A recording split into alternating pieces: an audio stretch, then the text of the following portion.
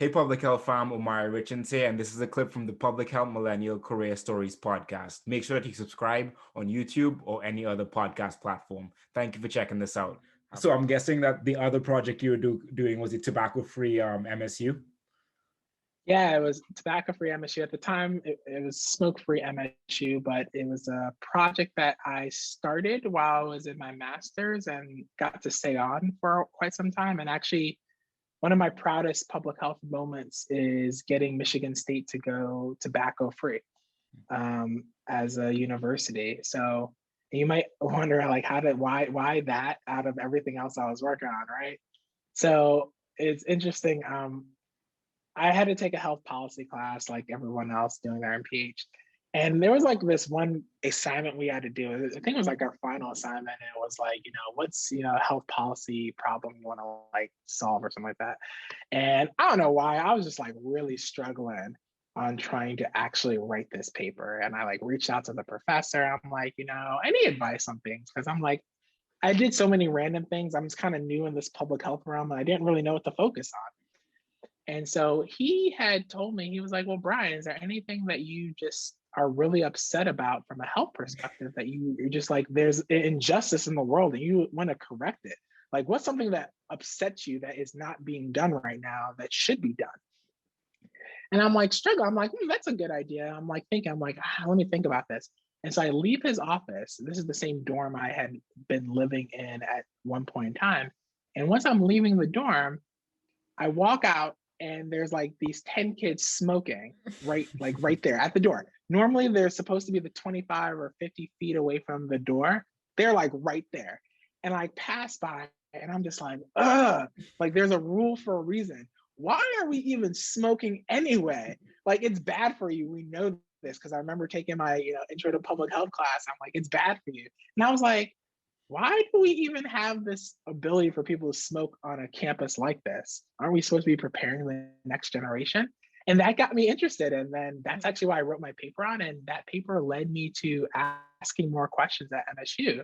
And I got connected with the university physician, and in talking with them, they were like, yeah, we've been trying to work on this for years. And I was like, can I like write my capstone paper on this? Because I think it'd be really cool. So essentially I wrote the blueprint of what MSU needed to do to become, at the time I said smoke free, but as I learned more, it became tobacco free.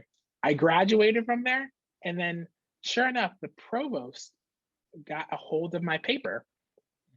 And her daughter, I guess, was working on her PhD in public health. So she kind of got this. And she asked me, along with several other stakeholders across the university, to be part of this kind of exploratory group to thinking about what it would look like for the university to, go in this direction. So they actually sent us to Kansas City. There was a tobacco-free summit at the time with all the schools that kind of get together and share best practices.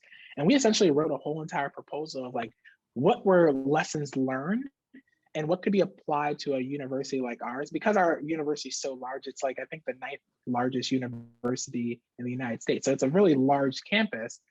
What are unique challenges that we would have to think about? And from that report, a task force was created, and I got to stay on that task force until August 2016, when MSU ended up adopting a tobacco-free university policy. And if I was in my office, you would have actually seen there was a big plaque that the provost gave me and many of the other founding members of the task force, just kind of in honor of like, it was the first signage of tobacco-free MSU. So yeah, and that's awesome. And it's crazy that it all sparked from your professor saying, what gets you upset as a health issue? And I was like, yeah, him and I are still pretty close. He's retired now, but I always tell him he's a main reason for why I ended up doing that. And the irony of all of it is he was a smoker, and he was a smoker at that time. And so it was like, and he was like, Bryan, in many ways, you like got me to quit smoking. Wow.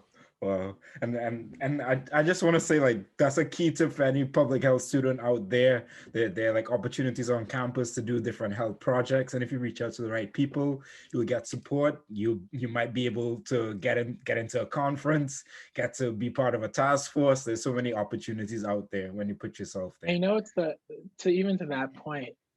One thing I remember hearing from like the health team at Michigan State is like, yeah, we can push some things, but when students start pushing things and they can build coalitions, the university sometimes listens more.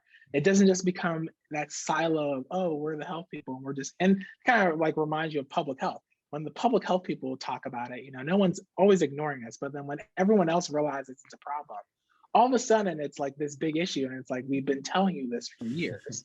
And so I think it really, to your point, it's really important for students to really tap into what are some of the problems and pinch points that universities or their local health department is going through, to find out where they can make impact. This was a clip from the Public Health Millennial Career Stories podcast. So make sure you subscribe. Or if you're not on YouTube, just like and share. Appreciate you all. Thank you so much for checking this out. Public Health Millennial out.